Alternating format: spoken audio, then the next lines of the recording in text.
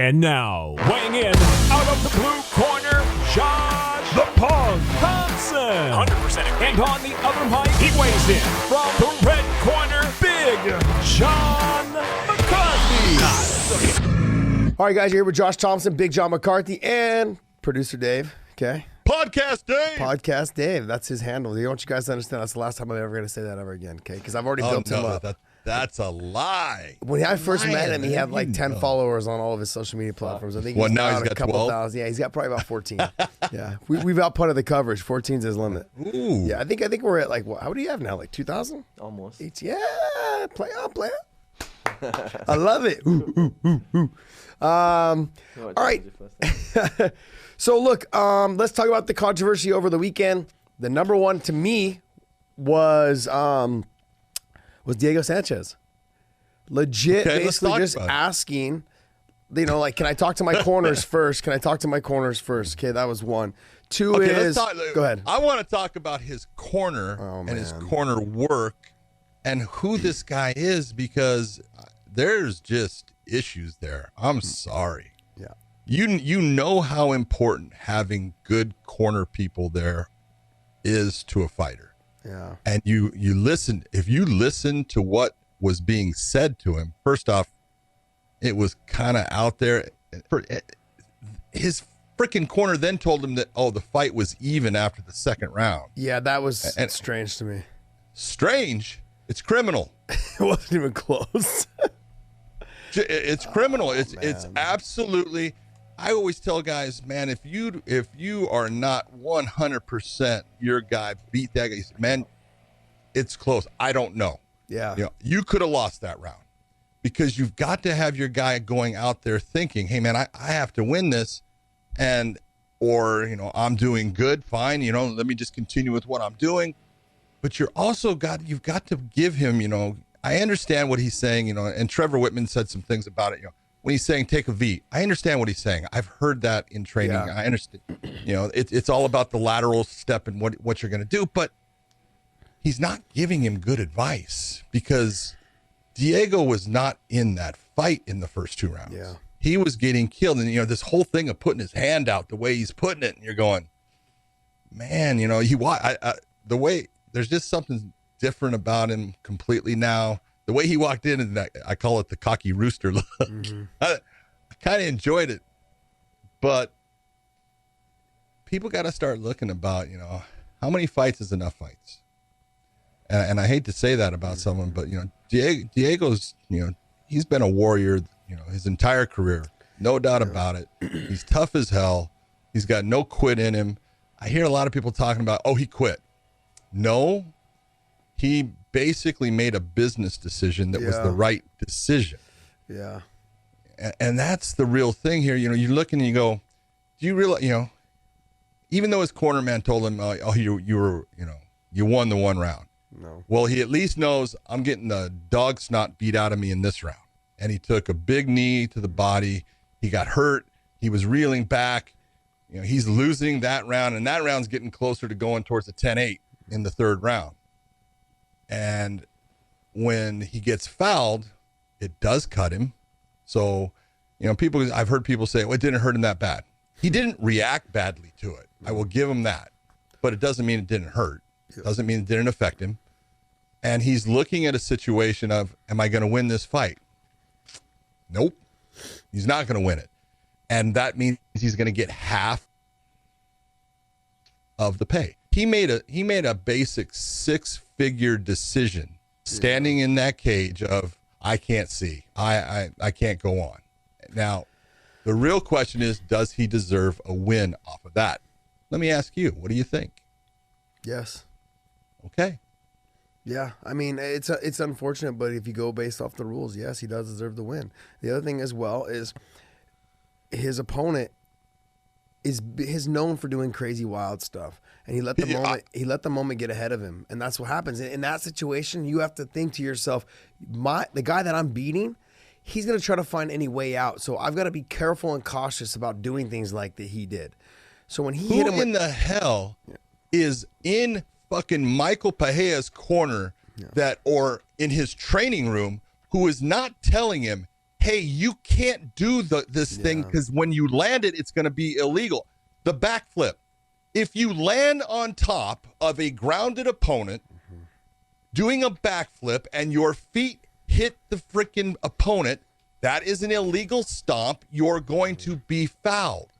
You're fouling your opponent. You're going to be penalized for that foul. I don't care what it looks like. You are doing stupid movements that are not going to be legal if they land.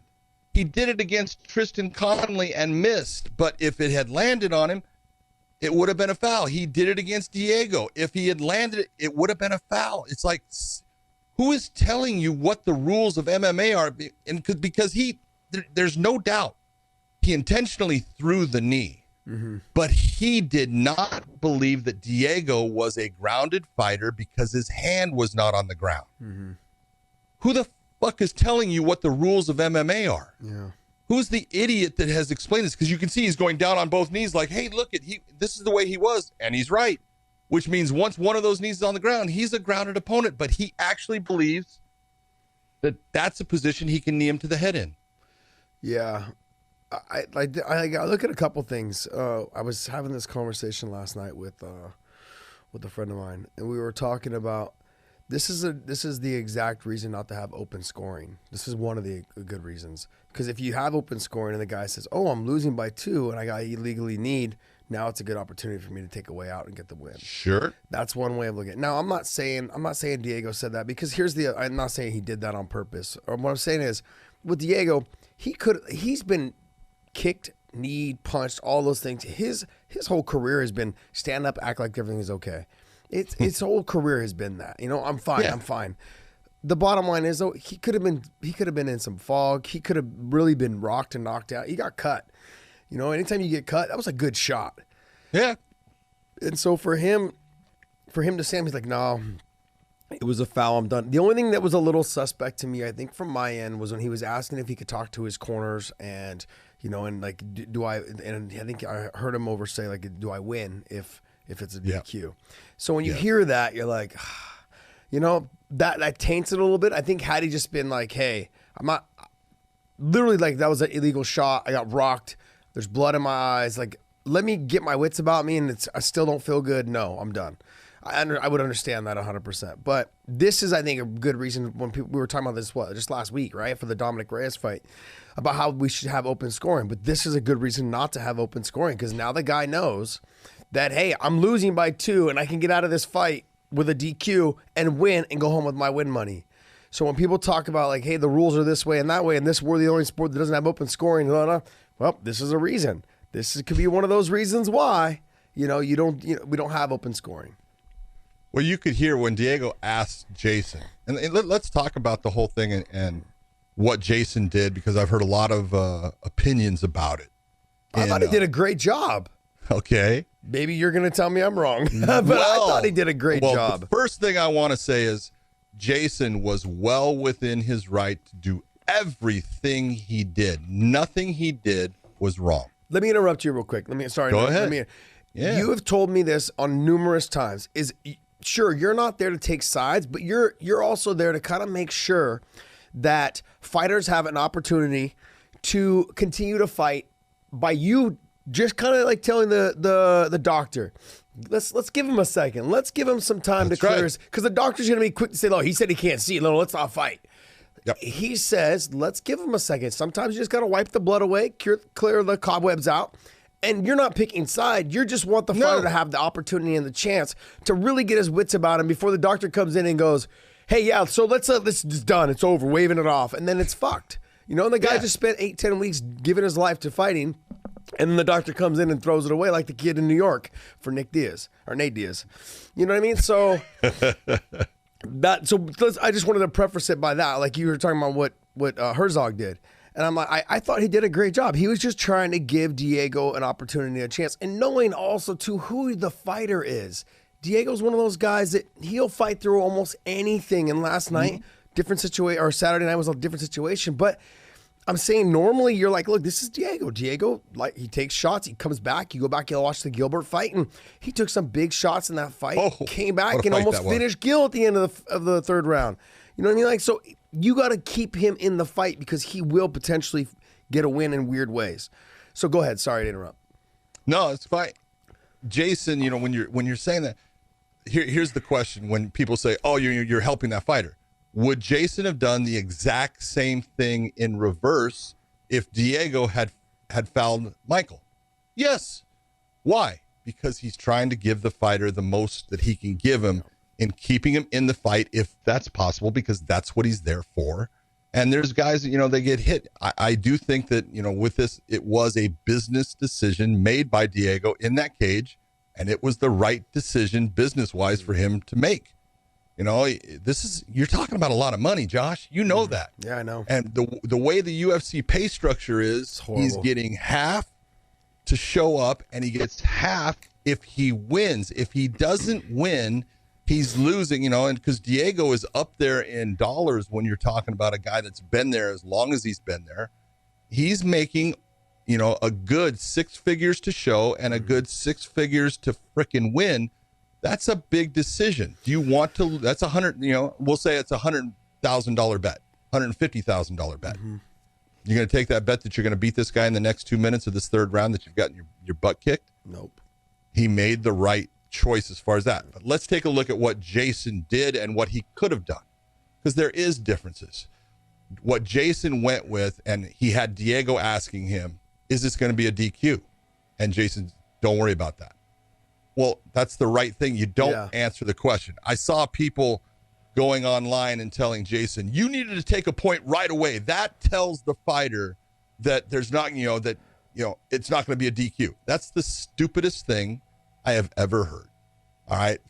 For a referee to immediately, anytime you see a referee immediately taking a point, once a foul has happened, grabs a hold of that fighter and is taking points, you're seeing a referee that's making a huge mistake.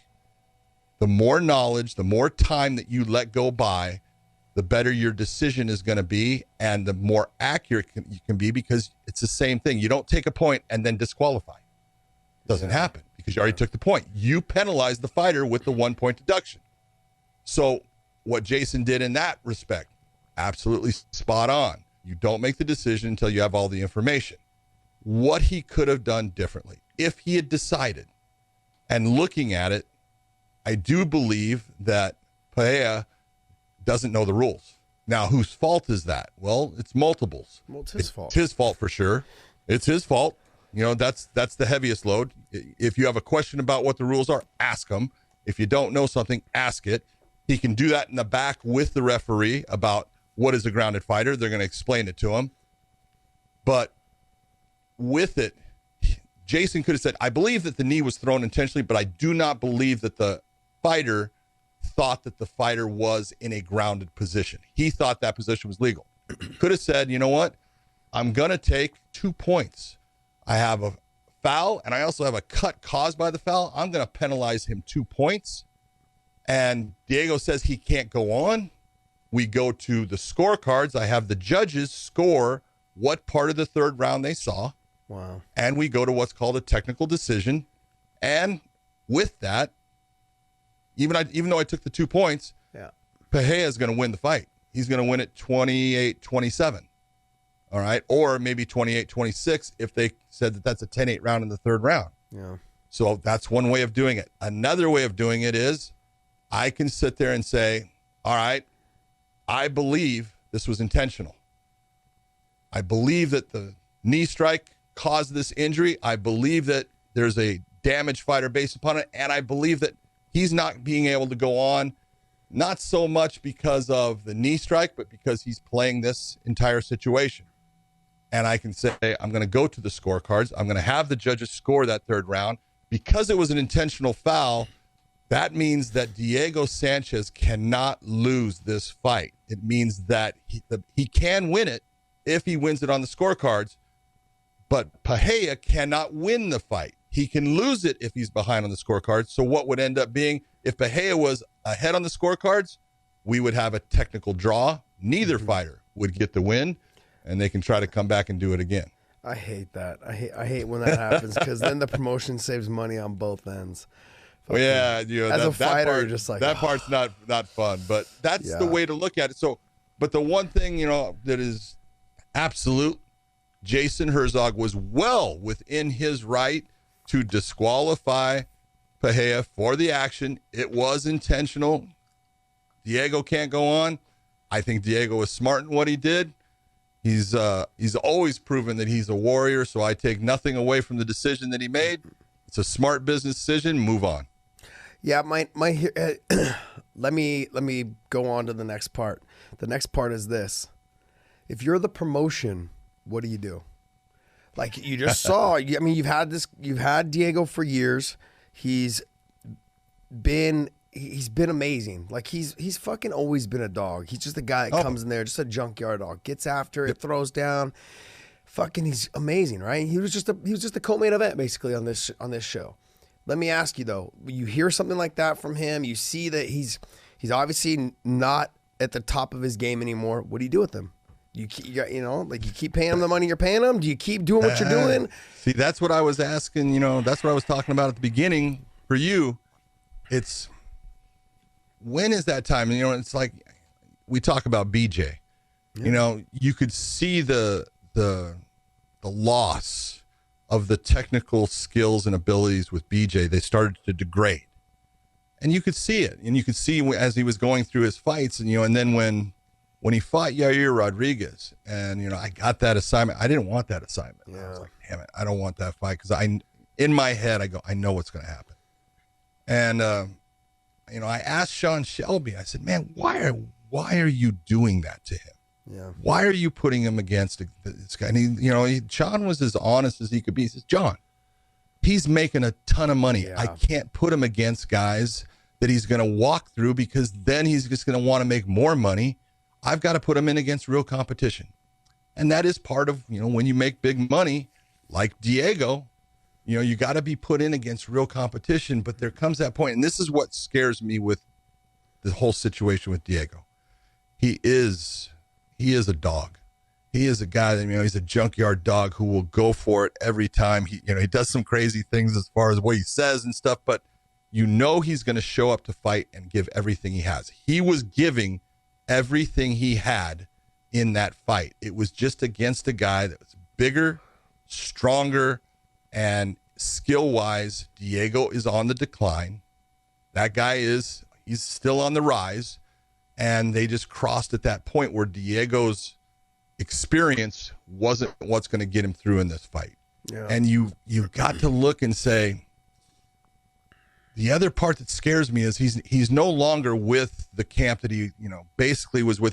Started off with Greg Jackson, ended up going to Iberio and was with him for a while, came back to Jackson, and now with who he's with, what is going on here that's going to help him in that next fight be better? What is going on that's going to make him improve in some area, or at least keep himself at the level that he's at without degrading?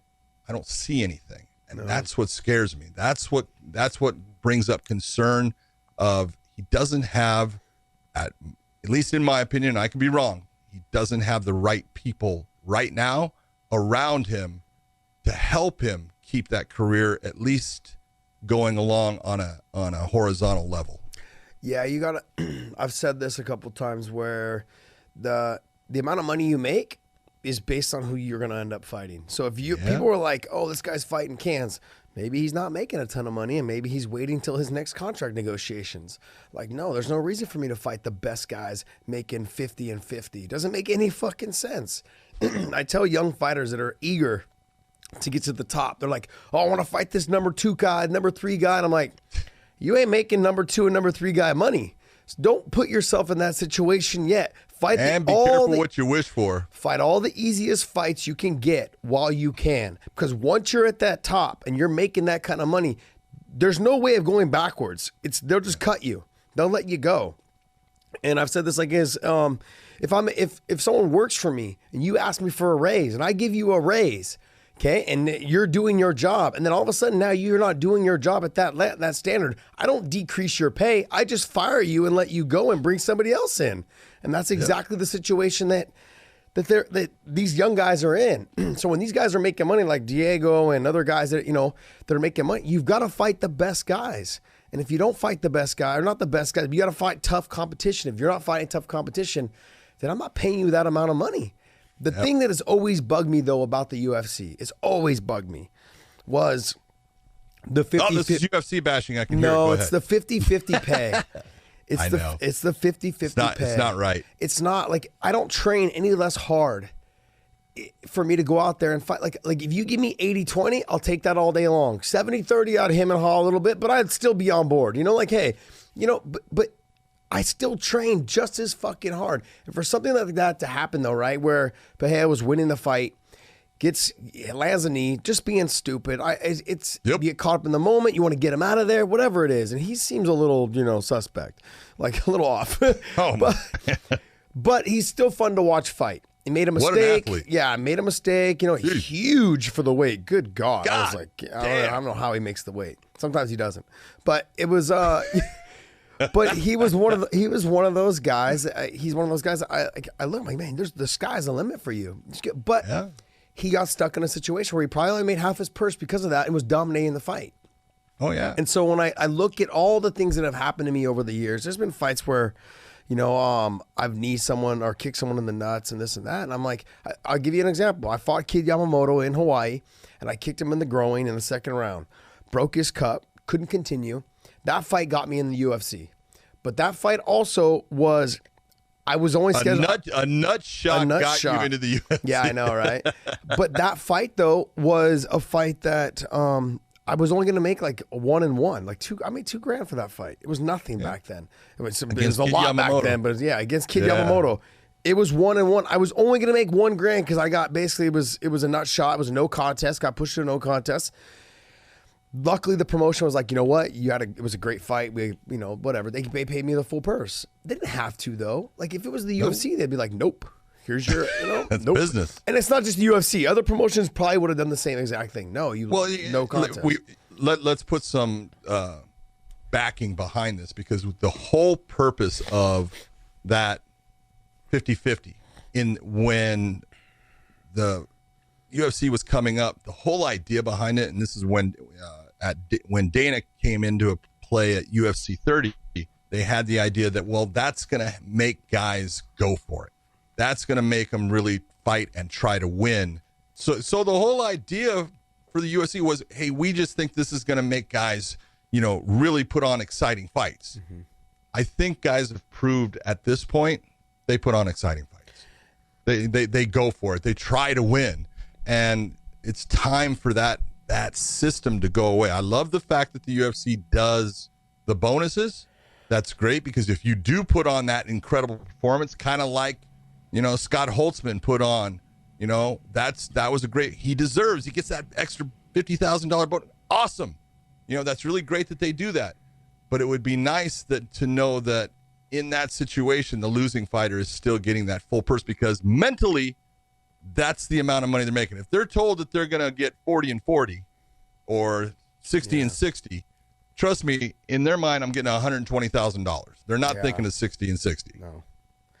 Yeah, the one thing that always kept me with Strikeforce was it was heavy show money. So I was making, let's say I'm making $100,000 show money, and I made another, another 40 or 50 if I won.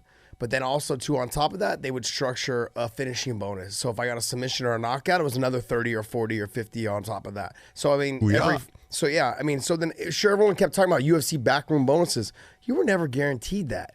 I was guaranteed in my contract. If selective. I finished the fight, I was guaranteed another, 40, 50,000 on top of my win bonus, as well as my regular show money, which was always show heavy. So for one fight, I mean, you could end up walking out with $200,000 if you fought and you were able to get the finish and the win and everything, like that. So it made it a little bit, it was tiers to the structure of how they did it. And that's what I always appreciated about them. Everyone kept asking me, like, oh, you should go back to the UFC. I'm like, I won't make as much money there. It's about money. It really is. And I also knew at the time too that Gil and I had something going with each other that I think that we could have built, we helped build a promotion around, and that is something that to me was always more important. I always enjoyed being part of something new rather than being part of something that was already there.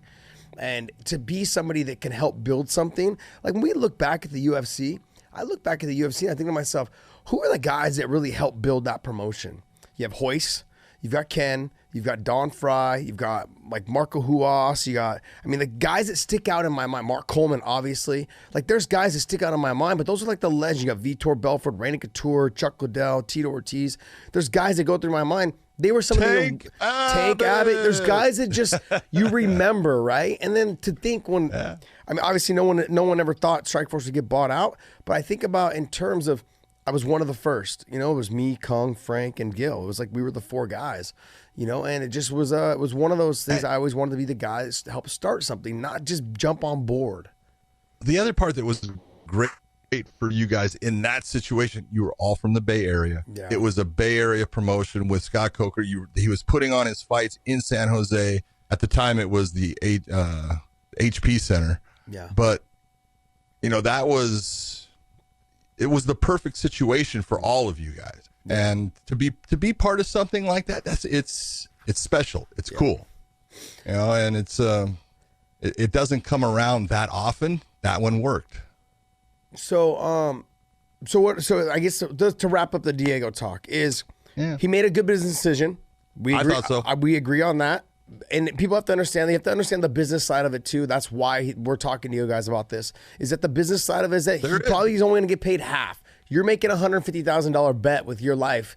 Like he would have lost probably about $100,000 had he taken the L. So he made a business decision. Smart. Yep. And people may hate on him or whatever, but when he goes to the bank tomorrow, especially for a guy who got knee to the head, he's making a smart decision with the freaking a chingus on top of his head from a knee. Yep. Great job. The guy that when he shows up tomorrow at the bank, you think he gives a shit what you guys think? No. He's like, cash that check, motherfuckers. Yeah. So that's what's going through his mind right now. There was that. I mean, baby got a new pair of shoes coming. Yeah, he needs to either suck it up and go back to Greg Jackson's, or he needs to find a camp that really he needs to reevaluate. Yeah, he needs to reevaluate. And then as a promotion, you got to start asking yourself, when is enough is enough. If you want to consider yourself the biggest promotion in the world, you got to start taking into consideration what's best for the athletes as well. Now, they do a lot of things that do that, but this is one of those scenarios where you have to look and say, hey, you've done everything you could have done in the sport. You're on the decline. You're not going to be champion anytime soon. Like, what are we doing it for? We're doing it for the money. I get it. Like, well, let's put you in the Hall of Fame and let's move on. Whatever. Let's try and use you in avenues of other ways. Maybe try to put seminars be an ambassador on with you. for him. Yeah, an ambassador, something like that almost. And he's been a company guy from the beginning. Absolutely. And he's amazing, man. Fantastic. Fantastic. For that promotion, he's been incredible. Yeah, but for that promotion he has. I start wondering though, is he attached to the identity of the UFC? That's what scares me with guys that continue to fight for a long period of time. Like their identity is wrapped into into the UFC name, and it's not Diego Sanchez. It's UFC Diego Sanchez. It's Ultimate Fighter Diego Sanchez. It's the Ultimate Fighter champion Diego Sanchez. He's wrapped up in that scenario, in that situation. It's hard for them to get out and leave. That's the hard. They're identified with that. You made that comment when you were talking on Joe Rogan. You have got to give up your past life to create a new one. Yeah. And it's tough when you identify, this is who I am. This is what I do. I go to the gym. I train. I am, this fighter. To just walk away from it when that makes you a lot of money. That's a hard thing to do when it comes to that point, because there's always that next payday you're looking at. You're always saying, especially when you're at Diego's level within the UFC, there's always that next payday. And I can pay for my rent. I can put food on the table. This is what I do. But there comes a point you've got to say it's over, and I've got to create a new beginning. I've got to do something else with my life that has purpose and makes me happy with what I'm doing. Diego's just got to take the time to sit down and figure out when that time is going to be. Yeah, what everyone needs to, I said this again to talk about when I was on Rogan. I said this before. you have to remember as an athlete, you may potentially, but you're right at that moment, you're not going to make what you were making being an athlete. Whether you're an NBA star or a football MMA star, doesn't make a difference. What you made in one fight will probably take you all year now to make. So you have to just dig your feet in and realize that you can be good at anything. You were good at fighting. Like I said, you've been good at fighting for 1 or 2 years. I got pretty damn good at fighting in like 2 years of training, a year of training. Then I started fighting, and sure, maybe I wasn't a world beater in the beginning, but I was able to get some wins. You can be really good at something in a year or two. Just got to keep going, man. You gotta dig your feet in on something you really want to do and dedicate your time in life to that as much as you did to fighting. Stop going to the gym and training. The gym is not helping you get established in something else. And I had to make that decision. When I made that decision, everything else fell into play. I spent more time at my gym, built up my kids program. I did all these things that help bring in and generate money for me. But the difference is you're putting time into other people's performances instead of putting time into your performance. And that's, if that's the road that you're going to take, great. That's the road you're taking. But you've got to make that decision. Okay, it is no longer about me, the fighter. It's about what can I give? What am I going to do? And whatever that is, Yeah. All right, so let's talk about the main event. The main event was Blades and Blades. What's his name? Jan Blachowicz against Corey Anderson. Sorry, I had a total blank. That's you got hit in the head too many times. I did. I have. Yes, I have. I can blame Tony Ferguson and Gil for that. Blades was only a couple weeks ago. It's all right. So with Anderson has this thing where he's wanted the title shot for years. And he's been complaining about it. He's been basically overreacting and saying, I want to say, this is how it all, when your focus is not on your opponent, it's on somebody else, something else, this is what happens. You get so emotional and you get so caught up in like, I deserve a title shot. I deserve to be on TV. I deserve to be this. I deserve to be that. And at the end, you lose. Then all the things that you thought you deserved, they're no longer there anymore. They're not available to you. And I will continue to say this no matter what. Winning solves everything. Do not stop winning, okay? You could cheat on your wife, you can do drugs and steroids and do all those things. If you keep winning, these dudes they'll keep promoting you. They'll keep making you, like Tiger Woods cheated on his wife. People forgot about it as soon as he won Augusta. He hit him with a 9-iron in the mouth. Yeah, they don't care. Like, we see baseball players that got popped for PEDs. No one cared. He hit a bunch of home runs. No one cares. Like, you keep winning and they don't care. Just focus on winning, and it doesn't make it, like, I can go on and on about fighters and everything else. Just keep winning. Once you keep winning, no one can say shit to you. You'll be main events. You'll be making money. You'll be fighting for the title, whatever it is. Win first. Don't worry about all the other shit. Win. That's your job as an athlete. Fucking win. That's it. I can't say it enough. Don't worry about the rest. Yeah, and it's not, I don't think it's that Corey overlooked Jan. I think that he looked at it. I've already fought him once. I beat him, and I took him down at will and elbowed the hell out of him throughout the fight. But he still has John up in that corner of his mind, and he's thinking about John instead of 100% is about what is Jan good at now? Yeah. Where has he changed? Where has he improved that I've got to be a different fighter to beat what he's improved in? And I think that, when you saw Jan fight against Luke, you saw some good things from him. And he has improved. He has improved steadily as a fighter. His takedown defense is way better now than it was when he first fought Corey. He proved that even when he fought, Jacare, and his stand-up game is becoming dangerous. He has got a very good counter right hand, and that is exactly what he blasted Corey with, putting him down and, finishing him off with a hammer fist. But that counter right hand he landed it against Luke. And when a guy starts to get good at that timing, getting that range and seeing that moment and allowing that hand to go, hey, he becomes dangerous, and you've got to be careful of a guy that keeps improving, and that's what Blachowicz has done. Yeah. Yeah, I thought he fought a smart, composed, relaxed fight. He let Corey try to push the pace on him, and he waited for the opportunity and opened up and landed good shots. Yep. Corey didn't force the takedown enough. I thought he should have been all the way in or all the way out. He was in that range to get hit. Instead of pressing him to the fence, instead of dropping on the legs, he could have fought a little bit of a different fight. It seemed like he was I don't want to say overly confident. He just fought a little bit like, oh, I've already beat you, or oh, I can do this anytime. He had that mindset of like, I shouldn't even be in here. I should be fighting for the title kind of thing. Like, oh, I'm good. Maybe that's just the way I perceived it. It could be me, but I hate to see that happen. I hate to see guys that they put, and I give you, there was a young kid on one of our Euro shows, and I'll let him remain nameless, for Bellator. I showed up at the media scrum, and I was just listening to him talk to the media.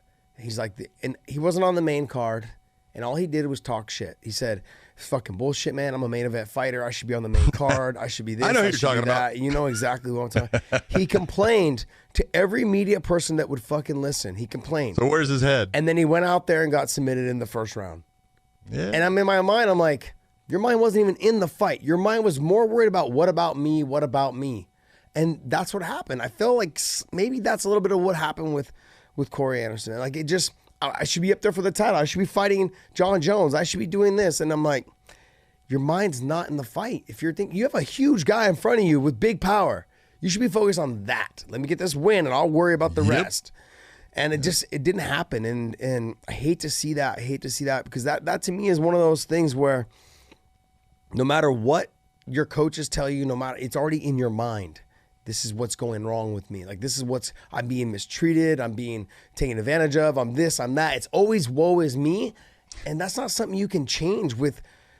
It's something only you can change. It's not something your coaches and your family and your friends it's not something that anybody else can do. It's a mental thing that you need to get through and understand that winning solves everything, And so until he figures that out, I mean, he's going to end up, I think, sure, he's talented. Sure, he's fucking really good. He'll be back, I think, right where he'll be in this situation. He'll be right back in this situation. He just needs to focus on getting wins, though.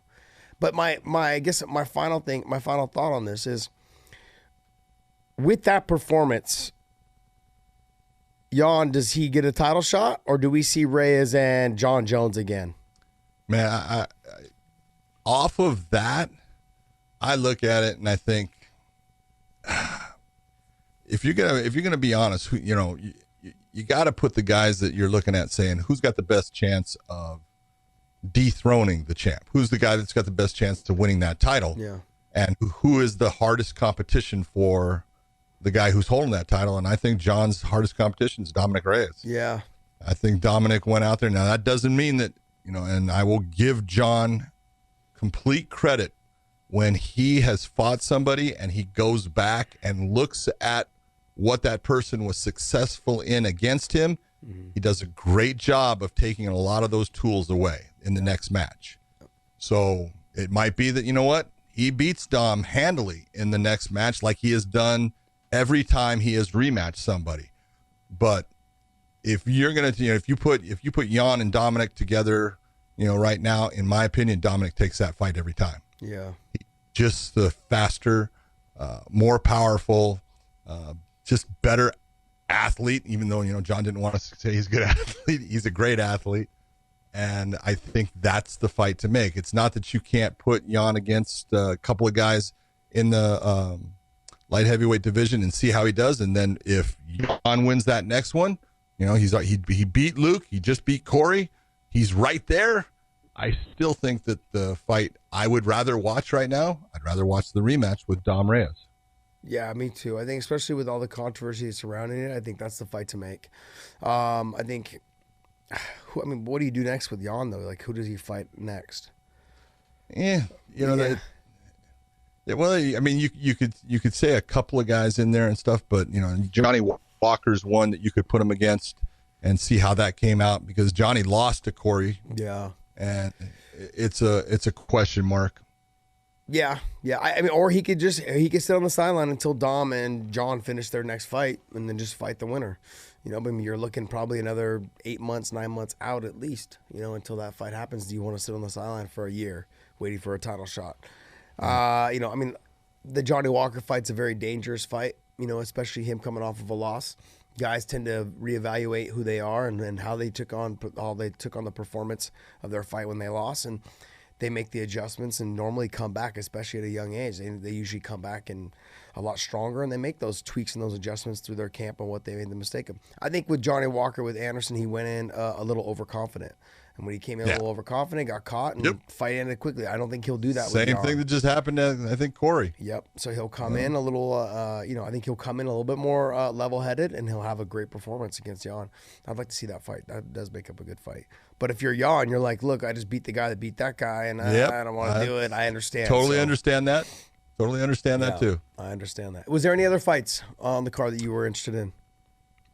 You know, I thought, like I said, I thought Holtzman performed really well, but there was also another DQ.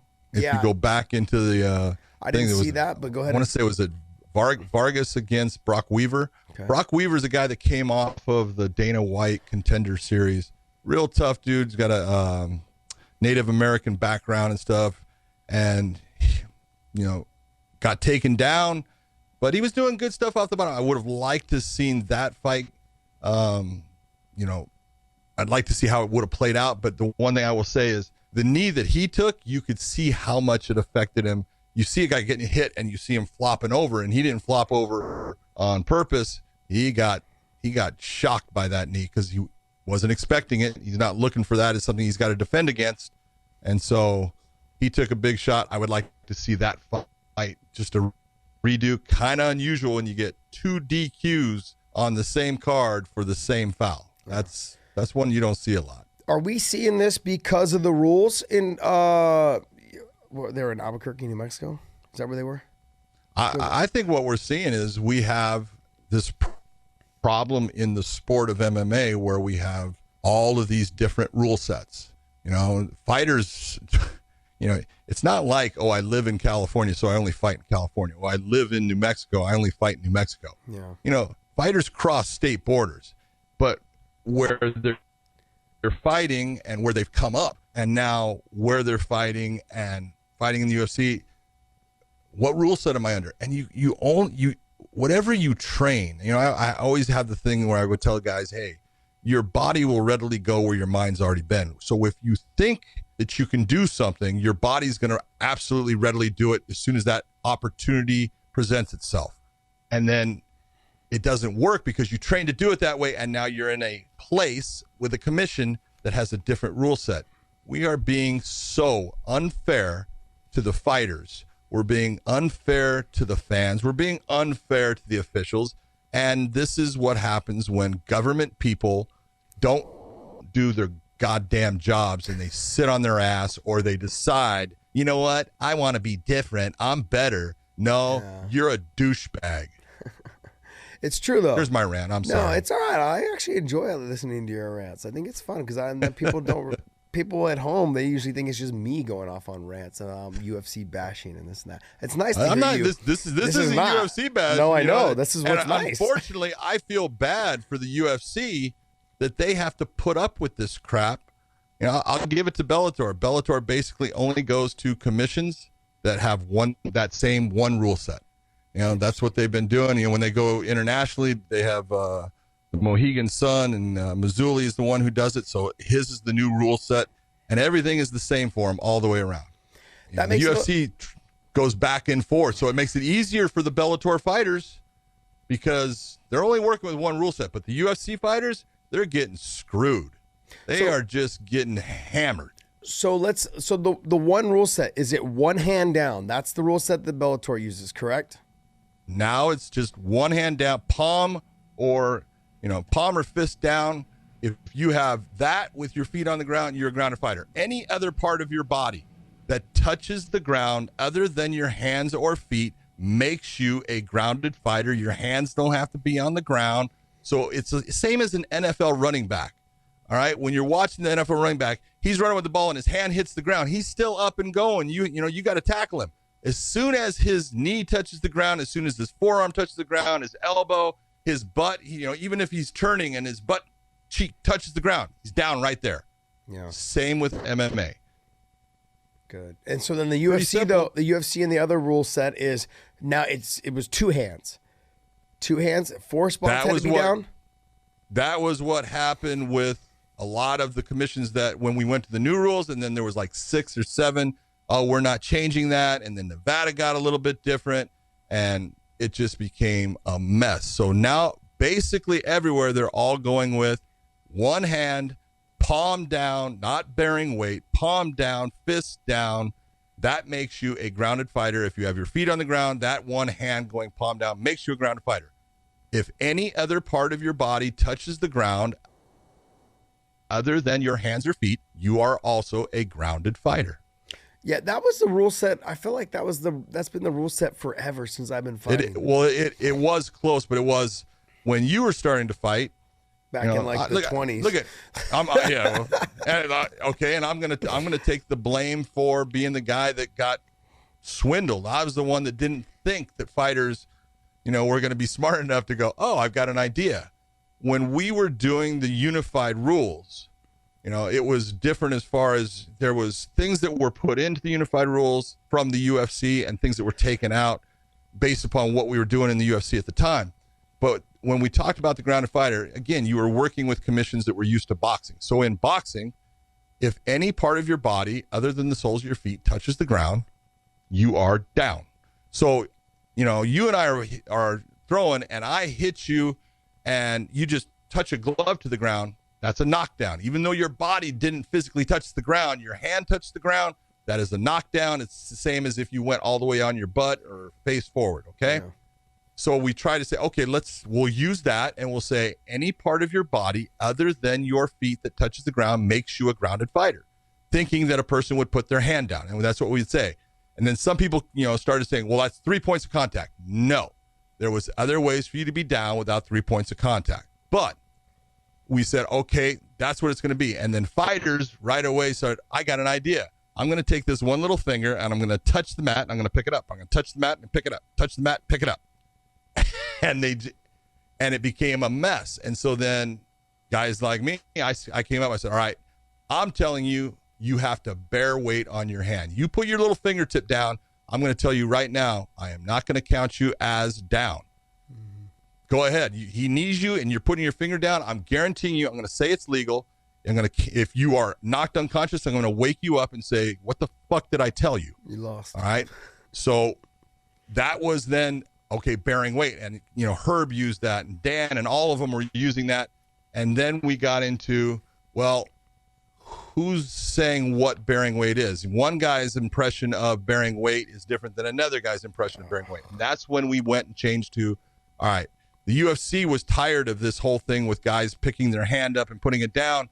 So we went to all right, you got to have both. If you're going to be a grounded fighter with your feet on the ground, you've got to put both hands to the ground. And the only reason we said that instead of saying no hands, you have got to put your body on the ground was because, especially with younger fighters, you go into the kicks and a guy's not forward.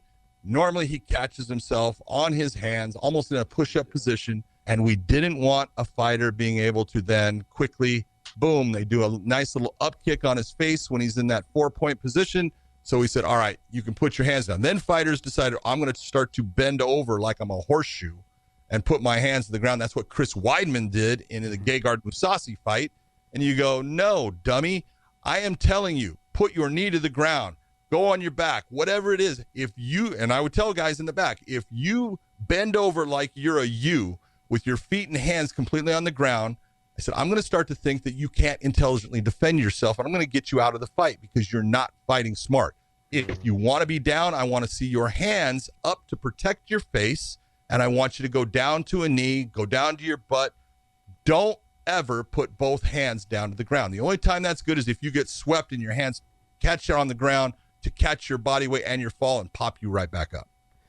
Yeah, the sad part is fighters start to think that they're smart. And then we start coming up with dumbass ideas like on how we can beat the rules, and all it does is fuck us. Of course. Just fucking fight. That's all you got to worry about. Just go out there and try to get the win. That's the biggest thing. Like don't like I said, winning solves everything. Don't focus on the little tiny things. Focus on winning. That's it. Hey, we've got 2 big cards coming up this weekend for Bellator.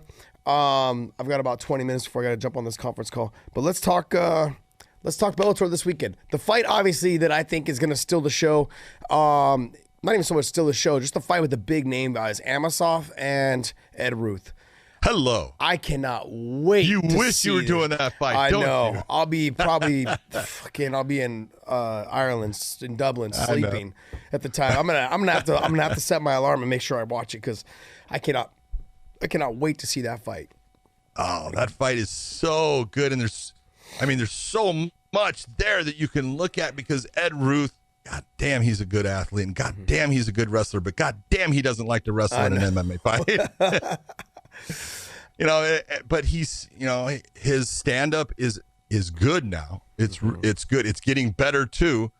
So he's got some to go, but the guy he's fighting, 22-0, has fought, if you're looking at past fights in Bellator, a lot of his fights were in Russia, but his fights in Bellator, he beat Gerald Harris. And at the time, Gerald Harris, I think, was 25-6 or 25-7, ex-UFC fighter, beat Eric Silva, ex-UFC fighter, and then, submitted Dave Rickles, and no one submits Rickles. Yeah.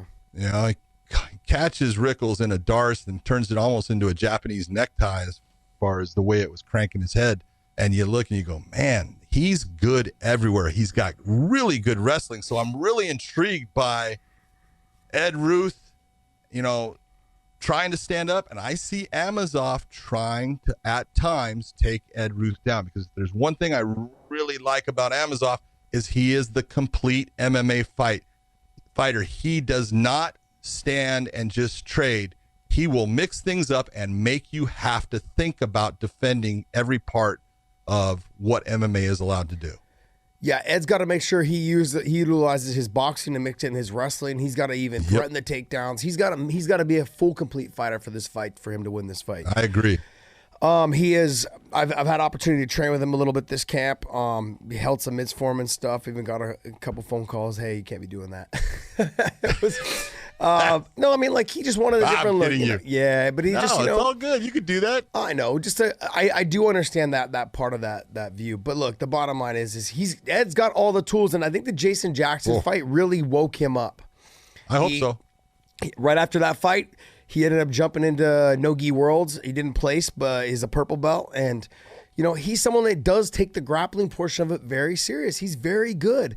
He just chooses not to grapple when it's fight time. And we've had this conversation and this talk with him, I think, multiple times, especially after the Jason Jackson fight. You need to utilize not just your wrestling, but your submissions as well. He was one match away from placing as a purple belt in No-Gi Worlds. All he had to do was win one more match. He would have placed third or fourth. That's pretty impressive.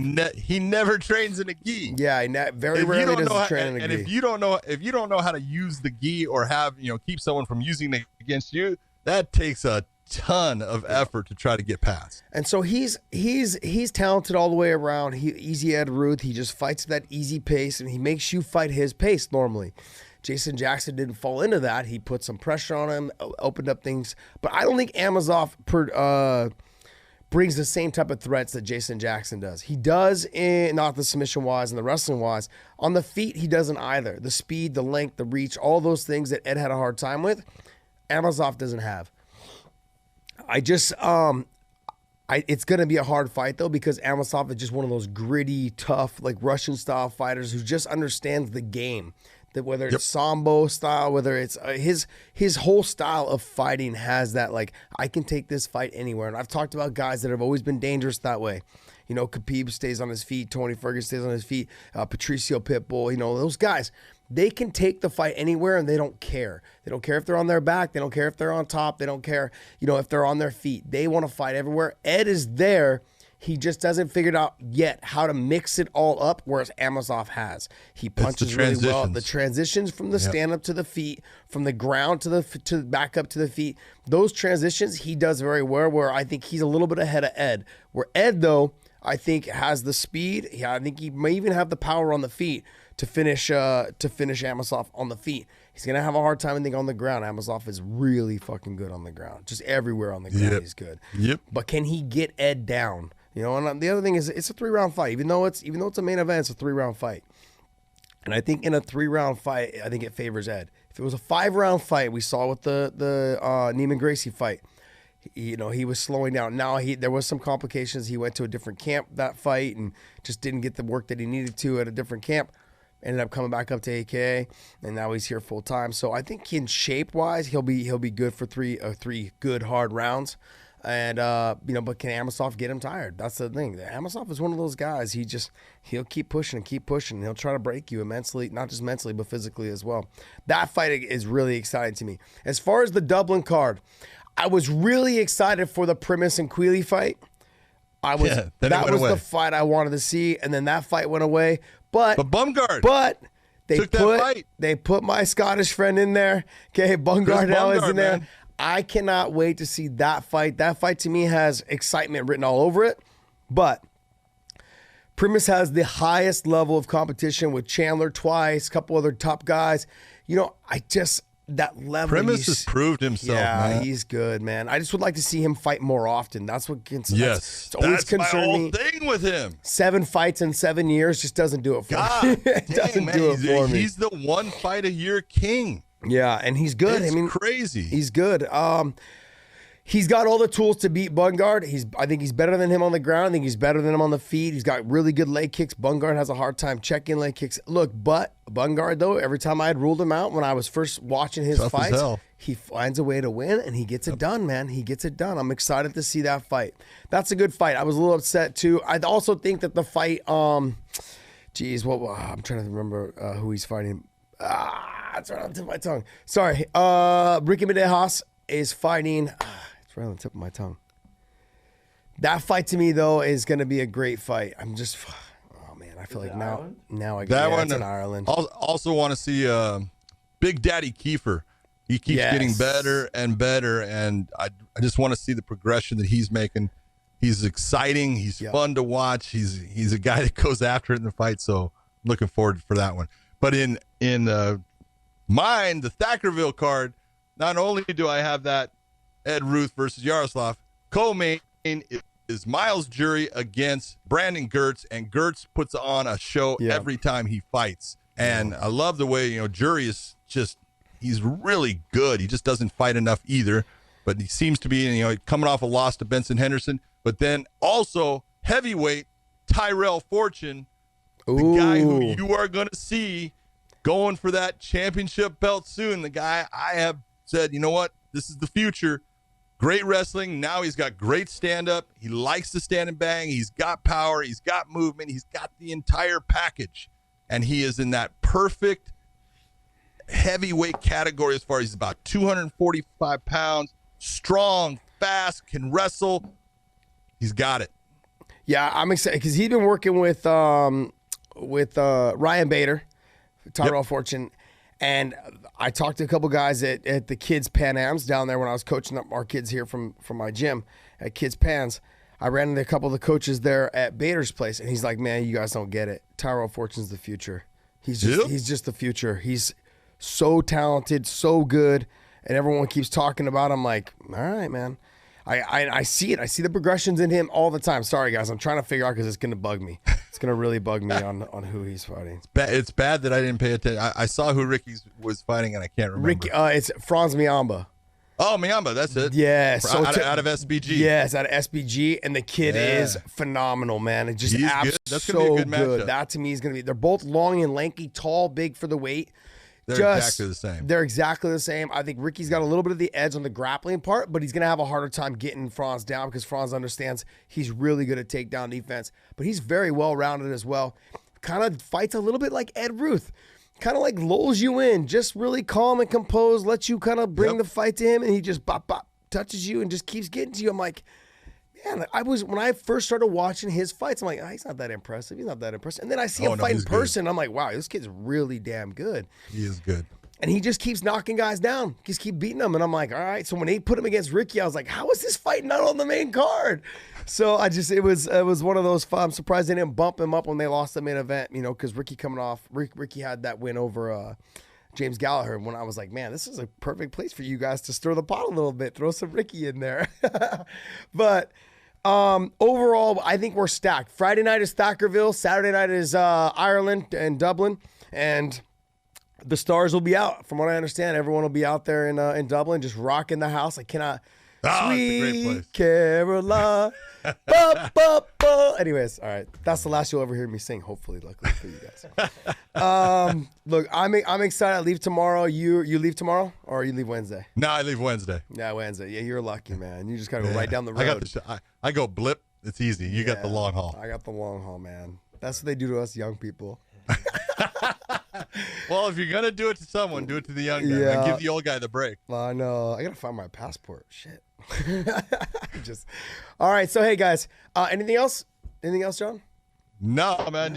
I get to be with Mauro Ranallo. You get to be with Mike Goldberg. Have a great time. Have a great show. And I will see you when you come back. I've got Goldie. I've got Dave Farrar, who's our European guy as well. So I've got both those guys. They get to rotate. Dude, that's a lot of weight to carry right there. They get to rotate. I have to be the steady guy that goes the whole time. I'm like, you guys, come on, man. They can't take the whole thing, man.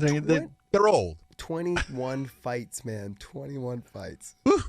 Yeah, Enjoy. I think you guys had a fight that fell off. I think you guys are at like 17. Oh, I know now. we had Steve Mowry against Shafroth. I wanted that fight. That would have been a good fight. Shafroth is good, man. Shafroth on the feet.